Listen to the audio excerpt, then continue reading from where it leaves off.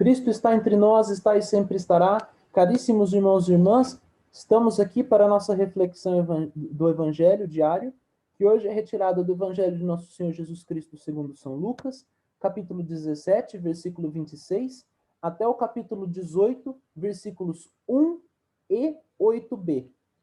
Fiquemos atentos. O Senhor disse: como aconteceu nos dias de Noé, assim também acontecerá nos dias do Filho do Homem. Comiam, bebiam, homens e mulheres casavam-se até o dia em que Noé entrou na arca.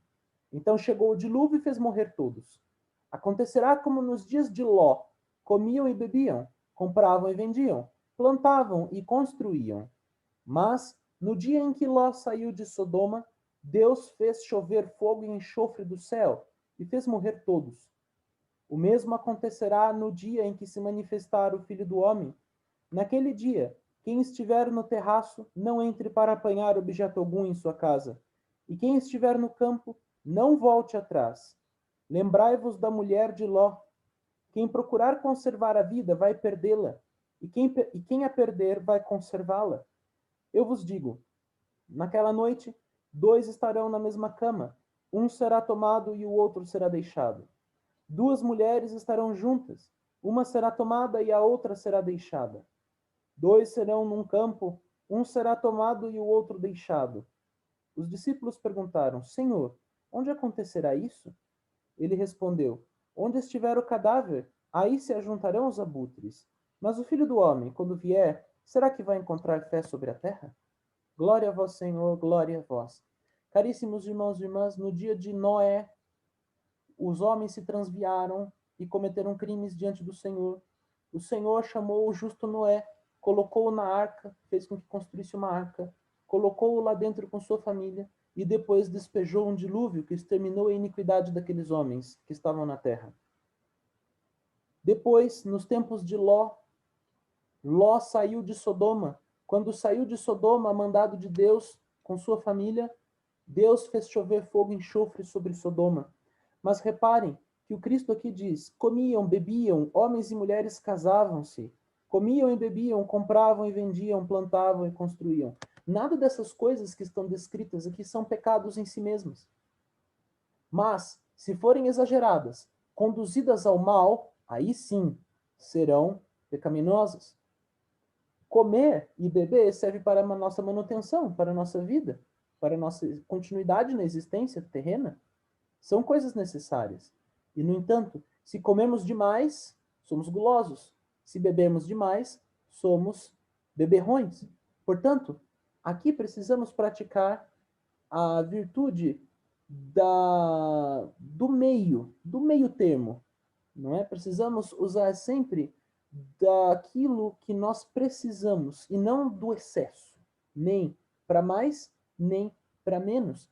Precisamos de parcimônia, a virtude de usar aquilo que é necessário e não os excessos. Então, no dia em que Ló saiu de Sodoma, Deus fez chover fogo e enxofre do céu e fez morrer a todos. Lembrai-vos da mulher de Ló. A mulher de Ló, saudosa daquilo que estava deixando para trás em Sodoma, virou-se e foi transformada numa estátua de sal. Por quê? Porque ficou petrificada, prendeu-se à vontade de rever aqueles prazeres que tinha na cidade, aquelas coisas que estavam na cidade. Por isso nosso Senhor nos diz que aquele que toma o arado e olha para trás não é digno dele.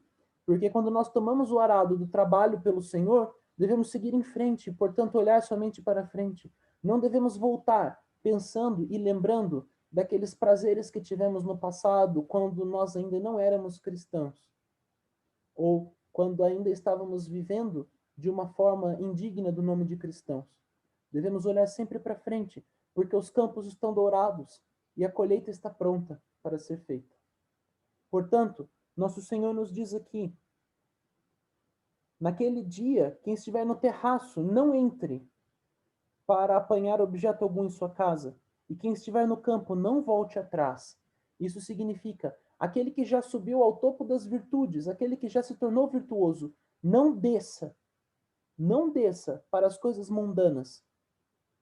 Porque se for pego descendo das coisas virtuosas para as coisas mundanas, ou se for pego nas coisas mundanas, ai dele, ai dele. Deve ser, portanto, encontrado no terraço, na altura, no cume das virtudes. Ai daquele que volta do campo para buscar alguma coisa que ficou para trás. Não podemos olhar para trás nos arrependendo de termos deixado aquilo que precisávamos deixar para seguirmos o Cristo. Uma vez que deixamos aquilo que precisávamos deixar, essa coisa deve ser deixada para trás. Caríssimos, quem procurar conservar a vida vai perdê-la, e quem a perder vai conservá-la. Que vida é essa que temos fora a vida que o Cristo nos dá? Que vida é essa que temos fora a vida que é o próprio Cristo? Não podemos ter pecadinhos de estimação ou coisa do gênero. Isso não existe. Precisamos sim lutar sempre com a graça de Deus, com a ajuda, com o apoio, com o sustentáculo da graça de Deus, contra todo e qualquer pecado, contra todo e qualquer vício que tenhamos deixado para trás. E aqui o Senhor nos diz ainda que aqueles que estão em todas as diversas situações da nossa vida cotidiana, seja aqueles que trabalham nos serviços públicos, sejam aqueles que descansam, seja aqueles que trabalham na seara da igreja, estão, alguns deles, destinados à salvação, mas outros, por causa de seus pecados, por causa de sua mundanidade, serão deixados para trás para o terrível castigo. O Senhor nos diz aqui que naquela noite, porque a vinda do anticristo será uma noite, e no entanto o Cristo resplandecerá sobre tudo e sobre todos, chamando nossa atenção para si, porque ele mesmo disse que virá como um clarão, como um relâmpago. No meio da noite, um relâmpago chama muita atenção. Então, naquele dia, naquela noite, aliás, dois que estiverem na cama, um será levado pelo Senhor, o outro não. Naquele dia, duas mulheres estarão trabalhando, né? Estarão sovando a farinha, preparando farinha. Uma será levada, a outra não. Isso significa aqueles que trabalham nas questões materiais do mundo, na manutenção do mundo. Os políticos, por exemplo, ou qualquer empregado, qualquer pessoa que trabalhe no sentido de ter que produzir com as próprias mãos e gerir. Além disso, dois que estão no campo, ou seja, que estão trabalhando na colheita do Senhor, na semeadura, no aguar das plantas e no colher, dois deles. Um deles será levado e o outro deixado para o castigo. Portanto, caríssimos, estejamos prontos. Perguntemo-nos se estamos vivendo de acordo com o tão grande Senhor que virá na calada da noite. Perguntemo-nos se estamos sendo servos bons e fiéis, estamos acordados à porta, esperando pela chegada do Mestre, ou se estamos nos embebedando, nos empanturrando e socando os empregados. Porque o Senhor chegará como um ladrão durante a noite, e a sua chegada será resplandecente, radiosa e aterrorizadora para aqueles que não o servem, assim como o relâmpago chega e corta todo o céu, e muitas vezes faz tremer nossos corações e nos dá arrepios. O Senhor, pois, virá e nos disse: onde estiver o cadáver, aí se ajuntarão os abutres. Mas o Filho do Homem, quando vier, será que vai encontrar fé sobre a terra? De fato, onde está a carcaça, aí os abutres se ajuntarão. Ou seja, onde está aquele que é necessário para a manutenção, aí se juntarão todos aqueles que dele precisam.